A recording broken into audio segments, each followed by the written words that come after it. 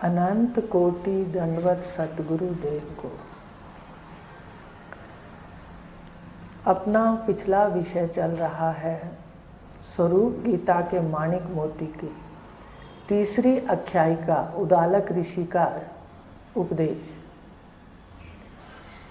वो 9 बार उन्होंने 9 युक्तियों के द्वारा अपने पुत्र को तत्वमसि का उपदेश किया कि वह तू है। तो 9 बार उन्होंने 9 युक्तियों से किया। तो इसका अर्थ निकलता है कि सतयुग में, सत प्रधान युग में श्वेत केतु को अगर 9 बार महावाक्य का उपदेश हुआ और बार बार उसने सुनने की इच्छा प्रकट की, तो आज का युग तो तम प्रधान है। जैसा युग होता है बाहर, प्रकृति जैसी प्रधान होती है युग के अनुसार, वैसे शरीरों में होता है। अभी देखा ना, बाहर प्रकृति में गर्मी हुई है, कैसे सबके गर्म कपड़े उतरने लग गए। ऐसे बाहर जो प्रकृति है सतयुग में, जहाँ सत प्रधान है, उस समय जब ये उदालक ऋषि जी ने उपदेश किया, तो भी एक बात को प्रतिष्ठित कर दिया ऋषियों ने कि एक बार सुनने से ये पक्का नहीं होता और अनेक युक्तियों से करना चाहिए। हर गली से अपने घर आना चाहिए। ये युक्तियां गलियां हैं। गुरुदेव बताते हैं हमें हर गली से अपने घर आना चाहिए कि कहीं भटक ना जाए। तो 9 बार 9 युक्तियां दे करके उदालक ऋषि ने ज्ञान दिया। तो आज जब प्रकृति के अंदर तम प्रधान है, वातावरण के अंदर, और वातावरण के तम का प्रभाव हमारे शरीर में भी है, शरीर भी हमारे तम प्रधान है। इस युग में ज़्यादा तम है। तो आप विचार करें कि कितना मनन करना पड़ेगा, कितना अभ्यास करना पड़ेगा झूठ को उतारने का। देखो, जो झूठ है वो तो इतना सच्चा लगता है, और जो सच है वो देख लेने के बाद भी हम अनुभव भी कर लेते हैं कि शरीर क्षर है, ये अल्प समय का जो यहाँ पर नाटक है या लीला है। लेकिन फिर भी हम सारा दिन दूसरे के लिए जीते हैं। तो ये बता रहे हो कि इसको बार बार श्रवण करना है, बार बार अभ्यास करना है, तो ये बात समझ आएगी कि सारे ब्रह्मांड का जो सत्य है वही ये एक देह में व्याप्त है और एक देह का साक्षी है, और साक्षी ही आत्मा है।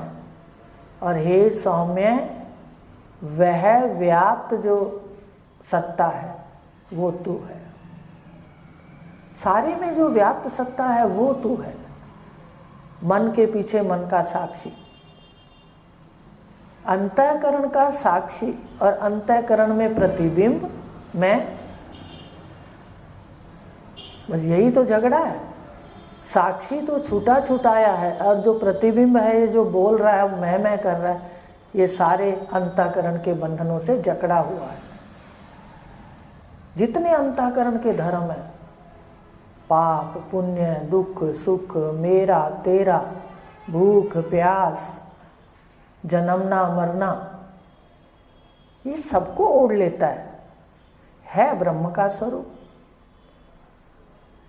तो इस प्रकार कहा कि इसका बार बार श्रवण करने से तब इसका निश्चय होगा, निधिध्यासन होगा।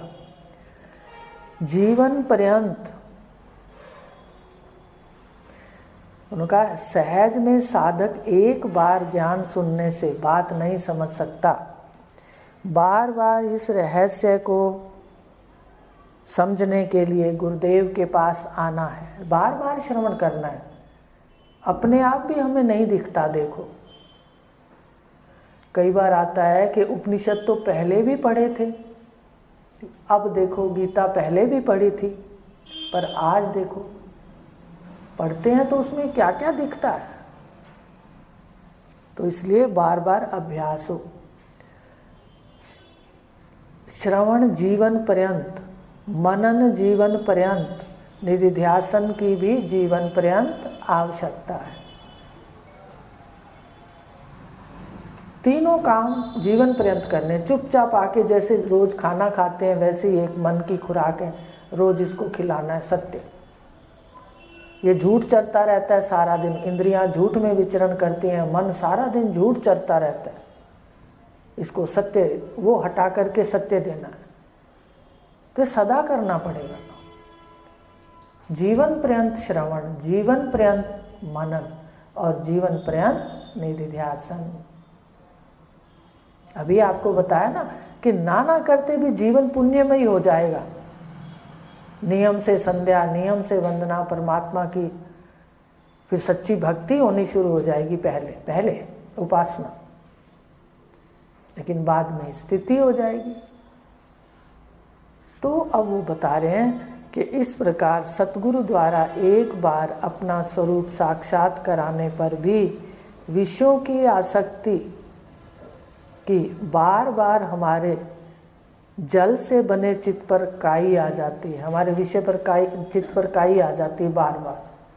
हमें गुरुदेव दर्शन भी करा देते हैं, चित्त जल तत्व का है और इसमें विषयों की काई आती है।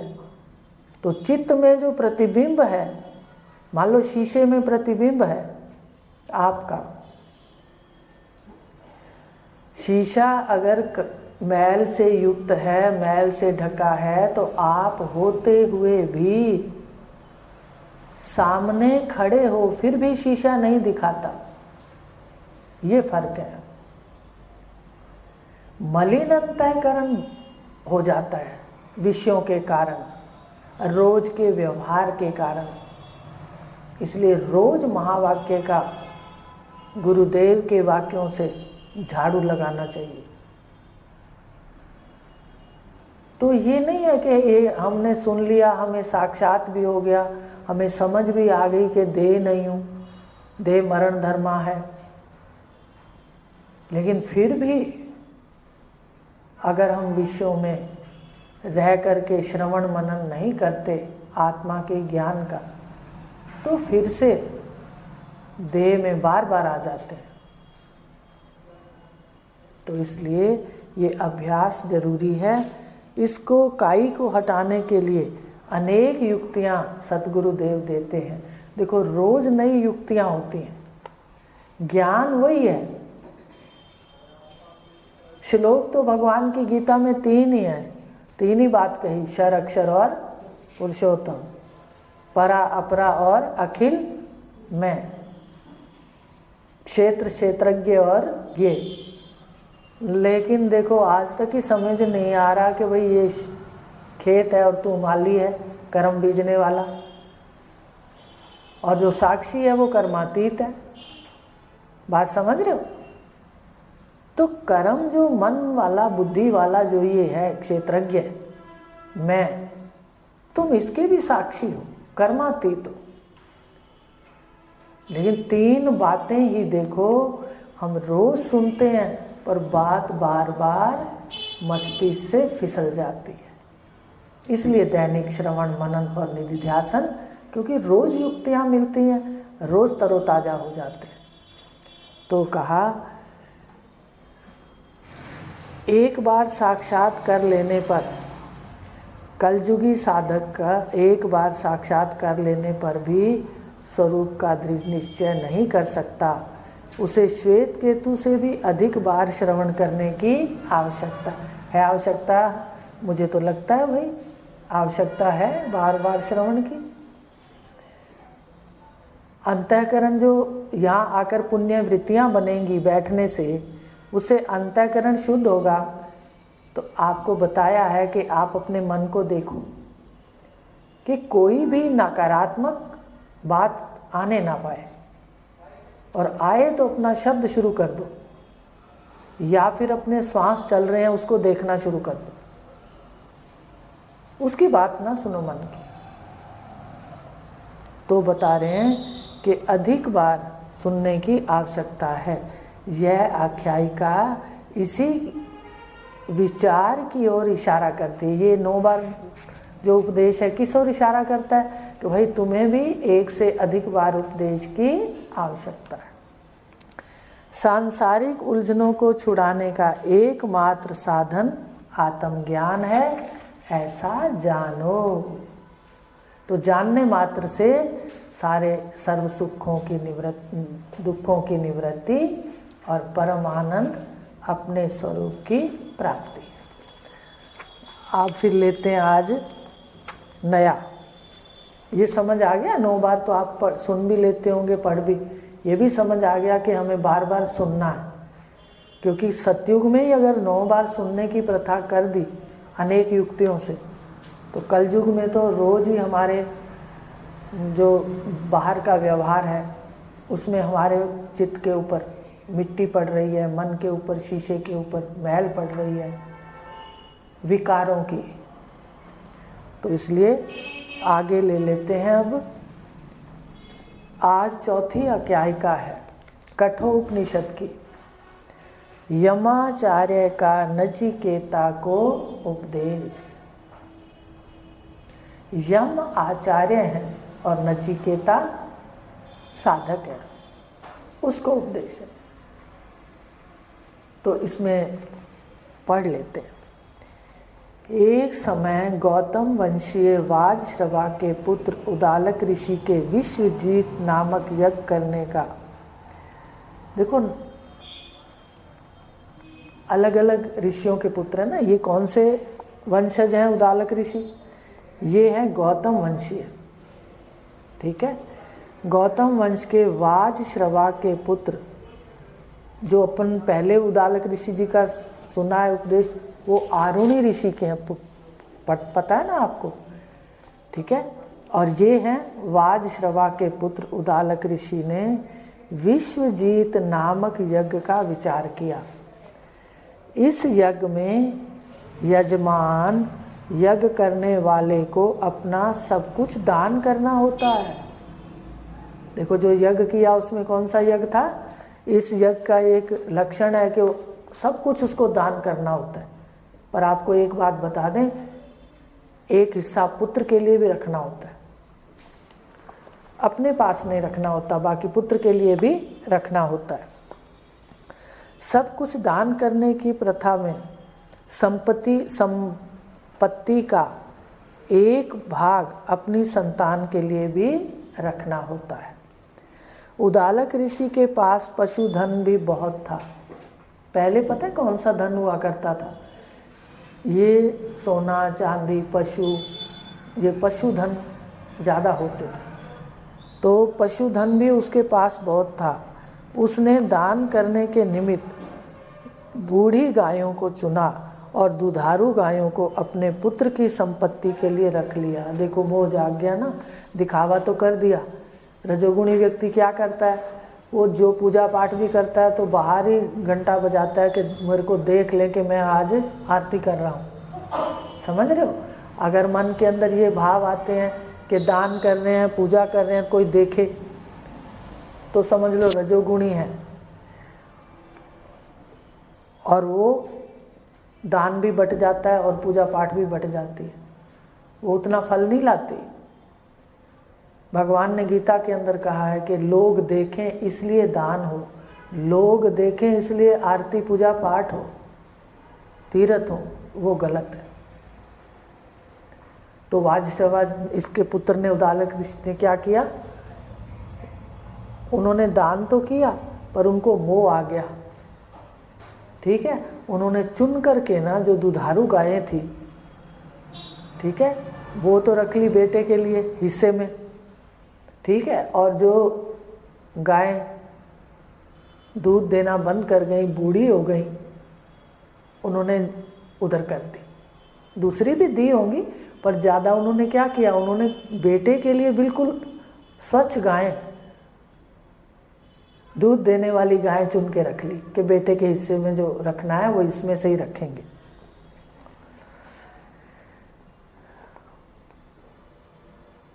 दान करने के निमित्त बूढ़ी गायों को चुना, दुधारू गायों को अपने पुत्र की संपत्ति के लिए रख दिया। आप ध्यान रखना, हम भी इस बात को देखेंगे कि हम क्या करते हैं।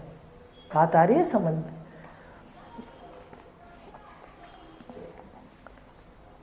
गायों को अपने पुत्र की संपत्ति के लिए रख लिया। अन्य जो गौएं दूध देने से रहित थी, काफ़ी बूढ़ी हो गई थी, जिनका घास खाना भी कम हो गया था, ऐसी गायों का ब्राह्मणों को दान देना प्रारंभ कर दिया। सूक्ष्म रूप से संतान मोह जग गया। दान के समय उन्होंने अविवेक पूर्ण यह कार्य किया। देखो, उन्होंने विवेक नहीं रखा, ठीक है ना, विवेक जगा नहीं, वो ज्ञानवान तो थे नहीं।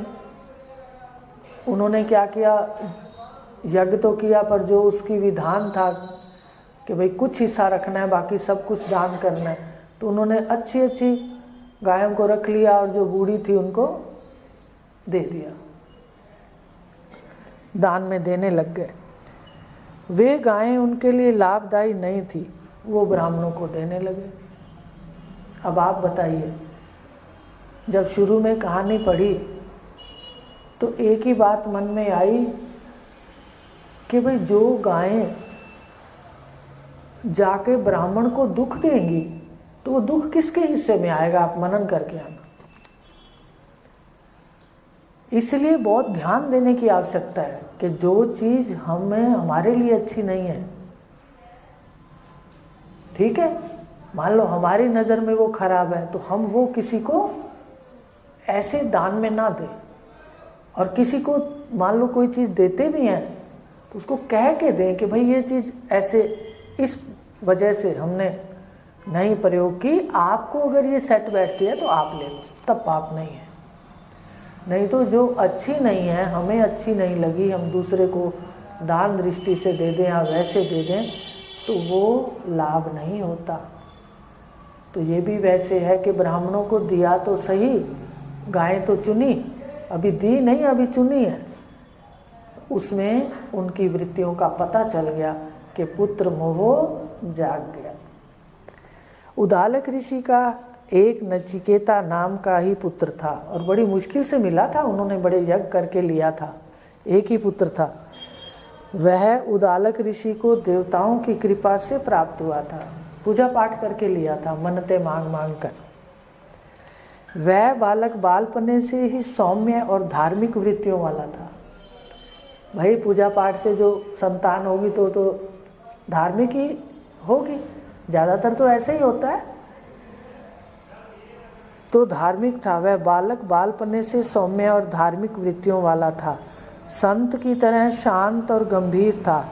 बाल अवस्था होने पर भी उसने देखा कि पिता उन गायों को दान कर रहे हैं जो अपना भोजन खाने में भी समर्थवान नहीं है। बताओ भाई, वो गौएं दे रहे हैं जो तो बेचारी खुद मुंह अपने आप को अच्छी तरह खा ही नहीं सकती खाना, तो उसको क्या सुख देंगी ब्राह्मण को। अंतिम बार अपना दूध दे चुकी हैं, दूध देने योग्य भी नहीं रही। ऐसी बूढ़ी गायें अगर दान में जिसे भी दी जाएंगी, वो ब्राह्मण इनकी सेवा करके कष्ट ही पाएगा। तो वो कष्ट कहाँ जाएगा? आप मनन करके आना। ये हमारे लिए है कि भाई हम भी कोई ऐसा कार्य ना करें जो कि हम कहें तो अच्छा कार्य कर रहे हैं लेकिन उसके अंदर बुरा छुपा हो। इसलिए ध्यान देना है, दान देने में भी ध्यान होना चाहिए। दान दी हुई वस्तु अगर दुख रूप हो जाती है तो दान देने वाले को ही वह दुख पलटकर मिलेगा। उसने विचारा कि कष्ट आखिर पिताजी को ही भोगना पड़ेगा। देखो एक बालक कितना संयोगवश या कर्मोवश कितना साफ सुथरा सोचता है कि भाई कष्ट तो फिर पिताजी को ही भोगना पड़ेगा। दान में कष्ट देंगे तो वह कष्ट बढ़कर ही दानी को मिलेगा। अगर अपने कोई अच्छी चीज़ देते हैं, कहते हैं ना भाई बढ़ के मिलती है, अगर किसी को कष्ट देंगे तो कष्ट भी क्या होगा, वो भी बढ़ के मिलेगा। यह तो पिताजी गलत कर रहे हैं, ये मेरा ही मोह कर रहे हैं। अच्छी अच्छी गौएं इन्होंने मेरे लिए रख ली हैं। इस कष्ट से बचाने के लिए इन्होंने नचिकेता अपने पिता के पास गए, उनसे पूछा, पिताजी आप अपना सब कुछ दान कर रहे हैं, पर मुझे किसे दान में देंगे? भाई सब कुछ लिखा हुआ है तो मैं भी तो आपका पुत्र धन हूँ, मुझे किसको दान में देंगे?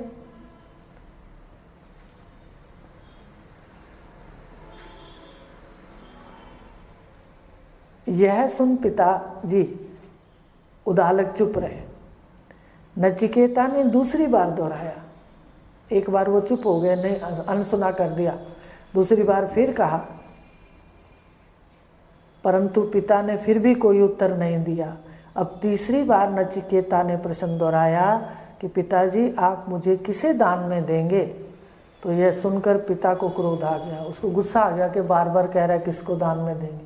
तो अपने कई बार बच्चों को कह देते ना, पहले कह देते थे लोग, देखो हमें तो ऐसा अनुभव नहीं, पर देखते थे कि भाई वो ये भी कहते थे जा मर जा। बहुत सुनते थे बात, बच्चों को कहते जा मर जा गुस्से में। तो इसी प्रकार उसने कहा होगा, गुस्सा आया और उसने कहा तुझे किसको दूंगा?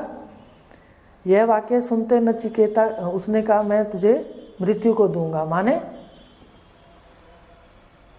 यमराज को दूंगा, मृत्यु को दूंगा। यह वाक्य सुनते नचिकेता को आश्चर्य हुआ कि पिताजी ने ये कैसे कह दिया। अब देखो, जो राजाओं की कुल होती है या श्रेष्ठ पुरुषों की, वो जो कहते हैं वो फिर करते हैं। उसने कहा ये पिताजी ने कैसे कह दिया? एक पिता अपने पुत्र को मृत्यु को क्यों सौंपेगा? इसलिए आप ज़्यादातर ये बात कहते हैं कि भाई गालियाँ तो देखो, जो घर से आते हैं बहन भाई पहले तो सारे सधे हुए नहीं होते। तो अगर कोई ऐसी वृत्ति है तो उसको काटना चाहिए, गालियाँ कभी नहीं देनी चाहिए। क्योंकि गुणों की साम्यावस्था प्रकृति में कितनी बार आती है, और साम्यावस्था अगर हो और कोई गाली दी जाए, तो कोई आशीर्वाद दिया जाए, गाली दी जाए, वो पूरी हो जाती। इसलिए हमें सदा अच्छा ही विचार रखना चाहिए। तो उसने उस हैरानी हुई कि ये कैसे पिताजी मुझे मृत्यु को सौंपेंगे। विचार आया कि शायद यम के पास कोई कार्य सिद्ध होना होगा, कि भाई मेरा कोई ना कोई कार्य है, लक्ष्य अर्थ में छुपा हुआ है, कोई ना कोई कार्य सिद्ध होना होगा। इसलिए पिता को क्या आई है कि भाई जा तुझे यम को दूंगा, मृत्यु को दूंगा।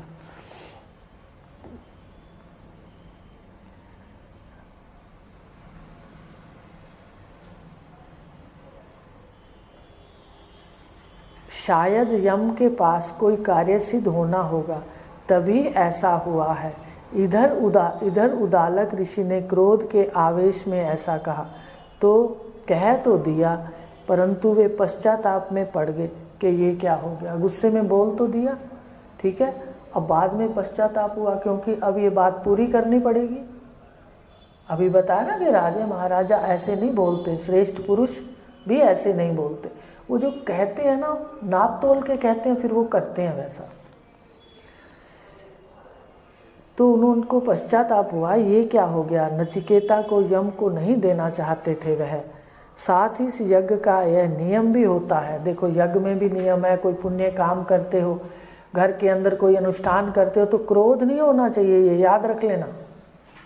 जिस शुभ काम करने में हम शुभ कार्य भी कर रहे हैं और उधर से आपस में लड़ाई झगड़ा गुस्सा कर रहे हैं, तो पुण्य नष्ट हो जाता है, याद रखना। कोई व्रत रखते हो, कोई भी आप कार्य करते हो, तो क्रोध नहीं होना चाहिए। उसका जो अनुष्ठान का महत्व है, पुण्य है, वो समाप्त हो जाता है। तो ये वो अब यमाचार्य, उसको उदालक ऋषि जो है, उनको ये बात आ गई दिमाग में कि ये क्या हो गया। नचिकेता को यम को नहीं देना चाहते थे वह।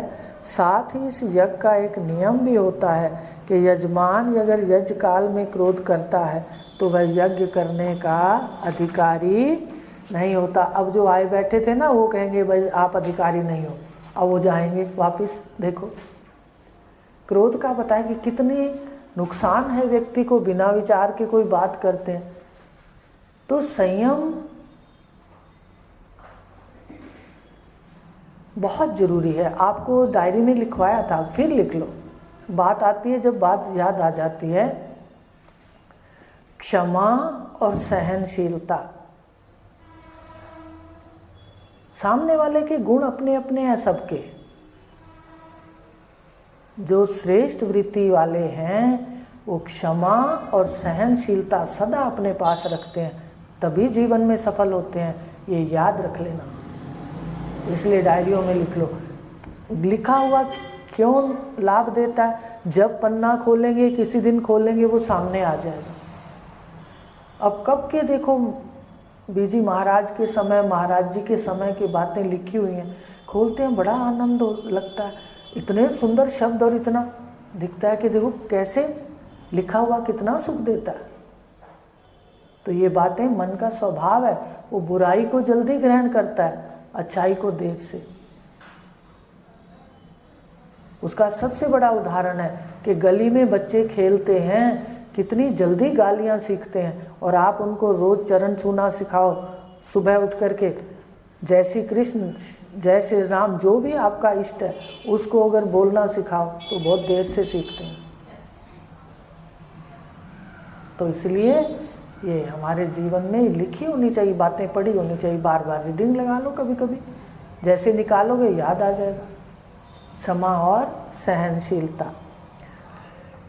तो अब जब उन्होंने देखा कि क्रोध कर लिया और बेटे को भी मृत्यु के यमाचार्य के पास, यम के पास भेजने का उन्होंने मुंह से उन्होंने शब्द निकाल दिए, तो अब वो यज्ञ करने के अधिकारी नहीं रहे। अब यज्ञ भी क्या हो गया, दिक्कत में आ गया। अब जो आए बैठे थे यज्ञ कराने वाले वो इस बात को आगे कहेंगे। इसलिए उदालक के क्रोध करने पर आचार्य ने यज्ञ करवाना बंद कर दिया। जो यज्ञ का कार्यक्रम हो रहा था उन्होंने बंद करवा दिया। यह देखकर उदालक शोकातुर हो गए। उनके दुख और मोह को जागृत देखकर नचिकेता ने विवेक पूर्वक पिताजी को समझाया। दुख भी जाग गया और विवेक, दुख जाग गया कि गलती कर ली बेटे को यम को देने की, और मोह भी जाग गया और बेटे के लिए कि देना नहीं चाहता, और दुख भी जाग गया। इतनी मुश्किल से उन्होंने पूजा पाठ करके एक पुत्र की प्राप्ति करी थी देवताओं के आशीर्वाद से। तो देखो ये गुस्से का कारण है, क्रोध इतना व्यक्ति को क्या बुलवा दे, ये ध्यान से देख लो। विवेक पूर्वक पिताजी को समझाया। उन्होंने कहा, पिताजी आप अपने वचन को पूरा करिए, मिथ्या वचन ना कहें। अब आप जो कहा है उसको पूरा करें, मुझे मृत्यु को सौंप दें। आपके पूर्वज भी कभी मिथ्या वचन नहीं करते थे, सदा ही उन्होंने जो कहा वैसा ही किया। अब उन्होंने कुल की याद दिलाई कि आपके कुल के अंदर ऐसे श्रेष्ठ पुरुष हैं जो कहते हैं वो करते हैं, आपने भी अब जो कहा है उसको करना है। आप मेरा मोह त्याग कर अपने वचन को पूरा कीजिए। नचिकेता ने अपने पिता को समझाया कि शरीर तो खेती की तरह है। जैसे खेत में कोई बीज बोते हैं, पहले छोटा पौधा होता है, फिर बढ़ता है और आखिर में पौधा पक जाता है, फसल पक जाती है तो उसे काट दिया जाता है। ऐसे ही ये शरीर पहले बचपन पौधे के रूप में होता है, जवानी लहलाती फसल है और आखिर में बुढ़ेपे में जीवन रूपी फसल पक जाती है और फिर मृत्यु फसल को काटने की तरह है। मृत्यु क्या है?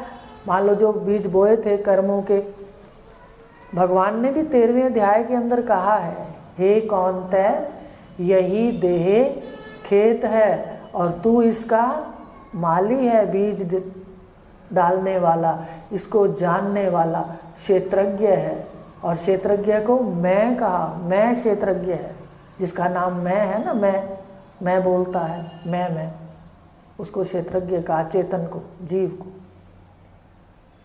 माने खेत में बीज डालते हैं तो जब फसल कटती है, पौधे का उदाहरण दिया ना, देखो पहले छोटे छोटे पौधे होते हैं, फिर लहराने लगते हैं, फल देने लगते हैं, फिर वो पेड़ पुराने होके काट दिए जाते हैं, कट जाते हैं, नष्ट हो जाते हैं।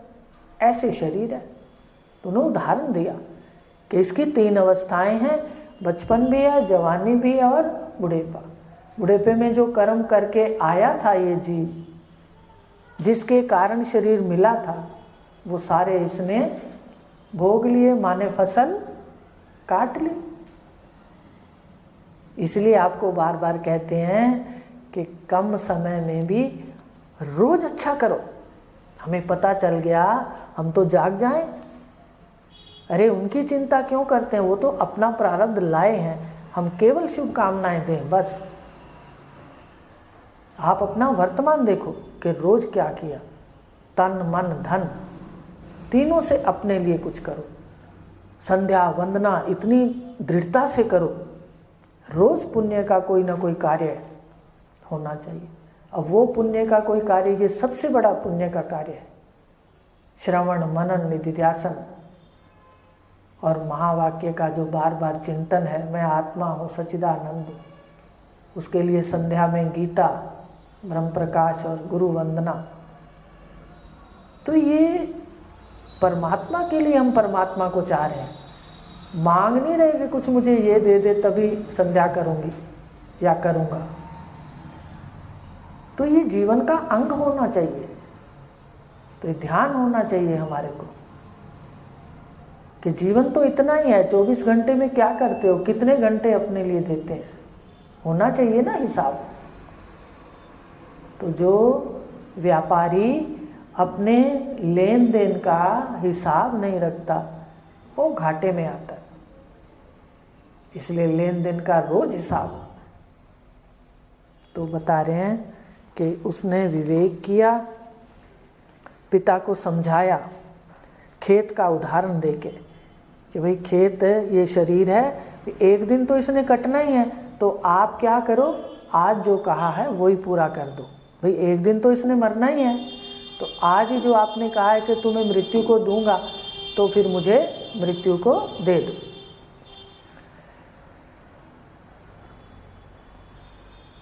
मृत्यु फसल को काटने की तरह है, इसलिए इस मृत्यु से ग्रस्त शरीर का शौक ना करें और अपने वचन का पालन करें। बेटे के मुख से ऐसा सुनकर उदालक ने अपने वचन का पालन किया। तब नचिकेता यमराज के घर गए तो यमराज कहीं बाहर गए हुए थे, उनकी पत्नी घर पर थी। ठीक है ना। अब वो चाहे उन्होंने देखो, अब ये तो खोल के लिखा नहीं कि योग से शरीर को वहाँ रखा, कैसे किया। तो यमाचार्य के पास, यमराज के पास पहुँच गए। तो उसके घर गए तो यमराज बाहर गए हुए थे, उनकी पत्नी घर पर थी। उसने देखा ऋषि पुत्र दरवाजे पर खड़े हैं, तो उन्होंने उनकी सेवा में अन्न जल समर्पित किया। आग्रह किया, महाराज अन्न जल ग्रहण करें। परंतु नचिकेता ने कहा, जब तक यमाचार्य वापस नहीं आ जाते तब तक बिना अन्न जल ग्रहण किए यहीं बैठा रहूँगा। 3 दिनों के पश्चात यमाचार्य लौट कर आए तो उनकी पत्नी ने उनसे कहा कि बाहर ब्राह्मण 3 दिन से अनशन किए हुए बैठा है, पहले आप जल से उनके चरण धोएं, उन्हें भोजन कराएं। जिस गृहस्थी के घर अतिथि ब्राह्मण, अब ध्यान सुन लो, उपदेश है, जिस गृहस्थी के घर अतिथि, कोई अतिथि आ जाए और हमारा मन दुख पाए कि खाना क्या बना के खिलाना है, ठीक है, ये सही नहीं है। अतिथि ब्राह्मण बिना खाए पिए भूखा बैठा हो, कोई आए आपके घर में, अगर भोजन नहीं किया, भले कोई कुछ भी उसको खिला दे सकते, पर खिलाना चाहिए, भूखा नहीं रहने देना चाहिए, और कम भी नहीं खाए, पेट भर के खिलाना चाहिए, खुशी से, भूखा ना रह जाए। उसके लिए ये बताया कि भूखा बैठा हो उस गृहस्थी के सारे पुण्य क्षीण हो जाते हैं।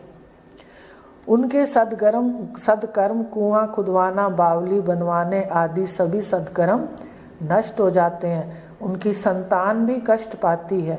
तो महाराज आप पहले जल से उस ब्राह्मण के पैर धोकर उनको भोजन कराएं। पत्नी ने समझाया। आज मेरे ख्याल से किसी के मैं और मेरे तक ही काम रह गया है, कह दूं। आज अगर अतिथि आए तो पत्नी ही कहेगी। खाना कौन खिलाती है? पति नहीं खिलाता कभी, याद रखना। जिस घर में स्त्री विशाल हृदय होती है वो खिलाती, वो बना के खिलाती है खुशी से। पति तो वो कहे मैं नहीं बना के खिला देती तो कैसे खिलाएगा, बताइए।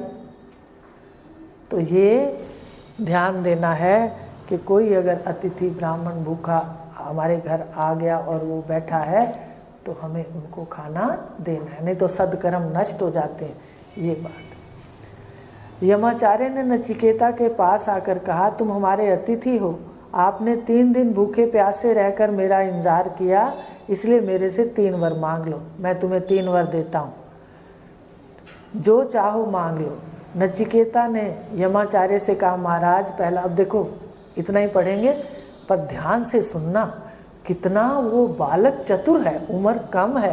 पहले तो पिता के साथ चतुराई करी कि भाई ये क्या पाप से बचा लिया पिता को, कि बूढ़ी गाय दे रहा है और ब्राह्मण घर ले जाएंगे, ये दूध नहीं देंगी तो कष्ट होगा, वो कष्ट पिता को मिलेगा।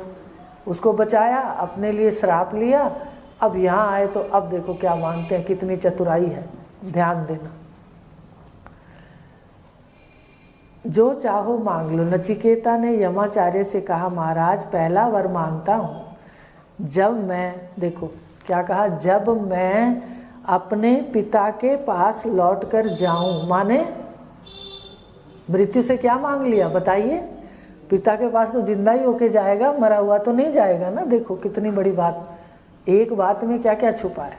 क्या कहा, जब मैं अपने पिता के पास लौटकर जाऊं तो वो साहर्ष पहचान लें और क्रोध ना करें, उनका क्रोध शांत रहे, वे सारा जीवन सुखपूर्वक व्यतीत करें। क्रोध के लिए मांग लिया कि क्रोध ना करते हुए, क्रोधी व्यक्ति खुद भी जलता है और दूसरे को भी जलाता है। खुद जलता है पहले, हम पहले अपने अंतःकरण में आग पहले इधर लगाते हैं तो अंगारे कहीं और फेंकते हैं। इसलिए ध्यान देना, सबसे बड़ा नुकसान अपने शरीर को है इन बुराइयों से, इन वृत्तियों से। सबसे पहले जिसमें है उसको है। तो उसने कहा, एक तो पिताजी के, ऐसे ही कह देते पिताजी को दे दो वरदान, नहीं नहीं मैं जब जाऊं, देखा अपनी मृत्यु को अमरता में, जीवन में बदल दिया। और क्या कहा, मुझे पहला वरदान दो, जब मैं पिता के पास जाऊं वो मुझे पुत्र रूप में पहचान ले। ये ना कहें कि भाई वो तो चला गया तो ये कौन है, तो पहचान लें पुत्र के रूप में, उनका क्रोध शांत हो और वो सुखपूर्ण जीवन व्यतीत करें। ये वरदान किसके लिए था, अपनी जीवन के लिए और पिता की खुशी के लिए।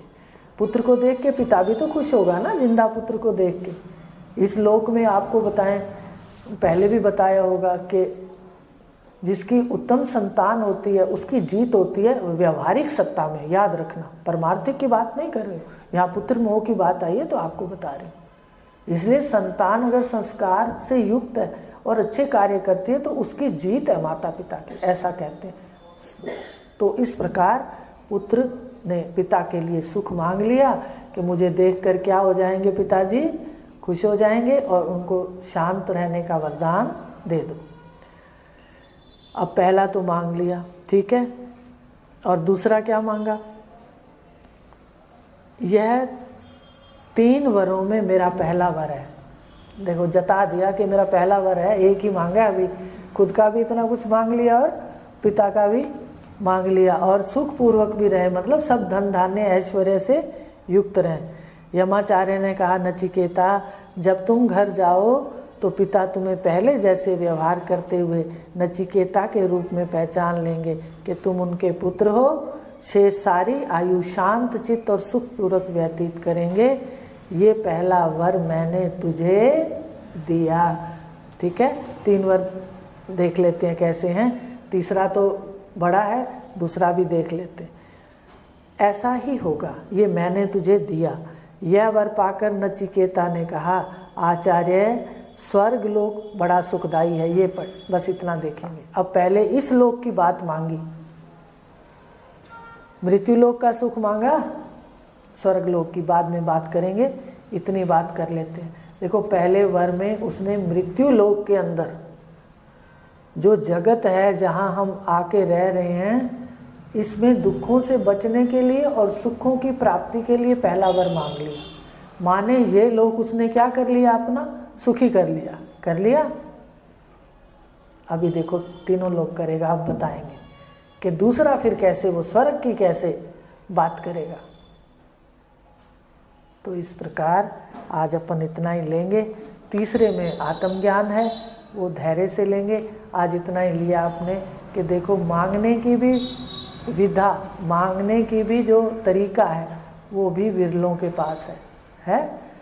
तो एक ही वर में उसने दो बातें क्या, पूरे लोक का सुख मांग लिया। तो आज इतना ही लेंगे। हरिओम शांति।